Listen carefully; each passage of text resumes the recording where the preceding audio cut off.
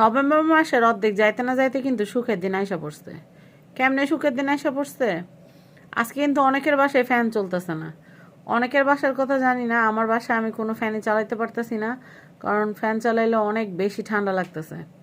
অনেক বেশি ঠান্ডা লাগতেছে, এমনি সবার ঠান্ডা লেগে আছে। ফ্যান চালাইলে মনে হয় সকালে উঠার কথা বলার মতো শক্তি থাকবো না।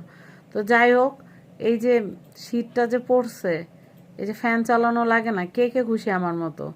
আমার তো সামনের মাসে বিল কম আসবে, এই খুশি ছাড়া তো আমি বাঁচতাছি না। কারণ ফ্যান, আমার তো ফ্যান চলে, আবার এসিও চলে, রুমে রুমে এসি, যার কারণে দেখা যায় অনেক টাকা বিল এসে পড়ে। কিন্তু এই যে শীতের মাস, বিশ্বাস করেন কি যে আরামের মাস।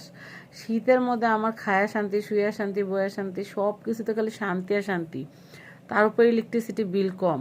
তো শীত আসাতে কে কে আমার মতো খুশি হয়েছেন কমেন্টে কিন্তু জানাইতে ভুলবেন না।